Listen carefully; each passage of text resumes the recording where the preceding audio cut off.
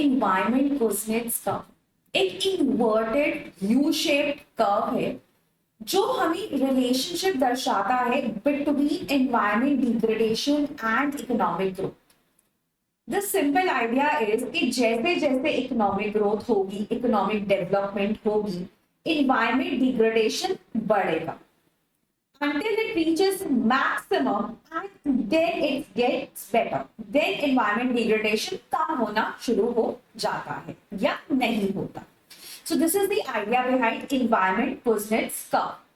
अगर हम सिलेबस के हिसाब से देखें तो एनवायरमेंट के मेंस के आंसर्स में, इकोनॉमी के मेंस के आंसर्स में, एथिक्स में, आईआर में मल्टीपल जगहों पर आप इसे यूज कर सकते हैं। You can also use it as a case study.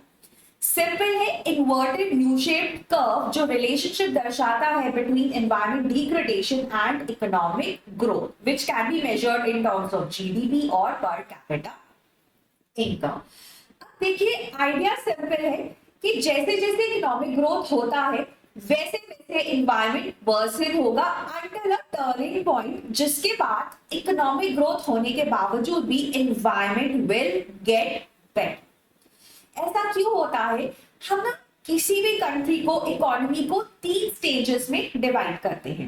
पहला एग्रेरियन और प्री इंडस्ट्रियल, जिसमें environment is cleaner and everything is good, but जैसे जैसे इंडस्ट्रियल इकोनॉमी की तरफ हम ट्रांजिशन करते हैं सो पोल्यूशन बढ़ना शुरू हो जाता है, नेचुरल रिसोर्सेज का डिप्लीशन स्टार्ट हो जाता है और एनवायरमेंट की वर्सनिंग शुरू हो जाती है।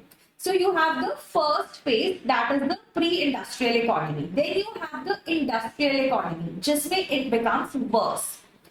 Then there's a turning point, जिसके बाद in the post-industrial economy phase it gets better. क्यों? क्योंकि services में हम transition कर गए from manufacturing. Also, people become more aware and they invest their additional income back into conserving the environment. Also environmental loss, environmental governance भी better होती है। इसको आप डेवलपिंग टू डेवलप्ड इकोनॉमी की तरफ, ट्रांजिशन की तरह भी देख सकते हैं। एंड ऑल्सो ना इसको प्रूव करने के लिए वी हैव एन एग्जांपल। जैसे ना यूएसए में 1970s और 2006 के बीच की अगर हम बात करें तो pollutants like SO2, NOx, particulate matter decrease despite the increase in the economy, economic growth और जीडीपी। उसके बावजूद भी ये पोल्यूटेंट्स डिक्रीज हुए। That kind of proves the EKC और environment Kuznets curve. But obviously कुछ प्रॉब्लम्स भी हैं, जैसे ना you can not apply it to all pollutants and all regions just like that. Uniformly हम नहीं कर सकते। There are always going to be certain exceptions to this, but majority times में हम ये कर सकते हैं। दूसरा, आप ऐसा नहीं मान सकते कि इकोनॉमिक ग्रोथ होगी, जीडीपी इंक्रीज होगा तो एनवायरमेंट डिग्रेडेशन कम ही होनी है। उसके साथ ना there are certain riders attach, जैसे टेक्नोलॉजिकल एडवांसमेंट्स होनी चाहिए। अगर आप थर्मल पावर प्लांट्स का एग्जांपल ले तो जैसे जैसे आप डेवलप होते हो आप टेक्नोलॉजिकल इंटरवेंशंस भी यूज करते हो, जैसे flue gas desulphurisation. Case in point China सबसे ज्यादा सल्फर डाइऑक्साइड पोल्यूशन करता था because of thermal power plant. उन्होंने फ्लू गैस डीसल्फराइजेशन इंस्टॉल किया हर एक थर्मल पावर प्लांट में एंड सल्फर डाइऑक्साइड का जो पोल्यूशन है वो कम हो गया।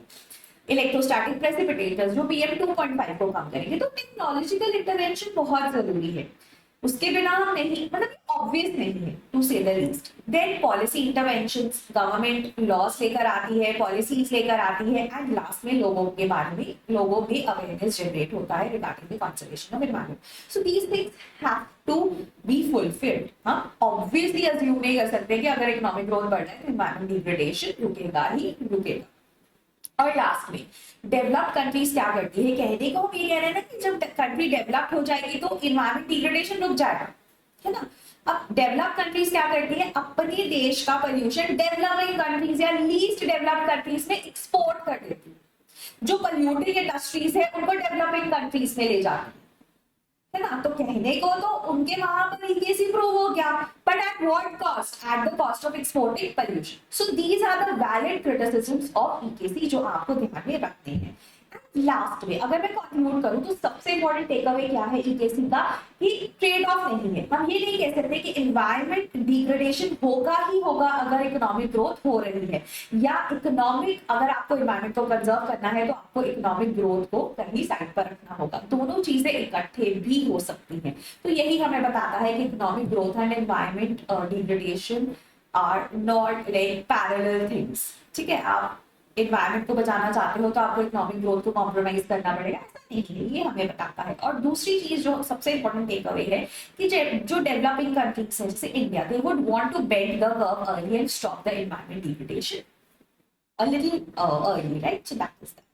तो कंक्लूजन हम कंक्लूड करते हैं ईकेसी होता क्या है, राइट? उसके we actually divide in economy into 3 stages. Example आप दे सकते हैं, क्रिटिसिज्म दे सकते हैं एंड फाइनली कंक्लूड कर सकते हैं। So that was all from my end. और अगर आप ये सब पढ़ना चाहते हैं, so we also have environment course on our channel. You can actually call at this number 1800890304 for all the details, for all the paid courses. Thank you so much and have a nice day.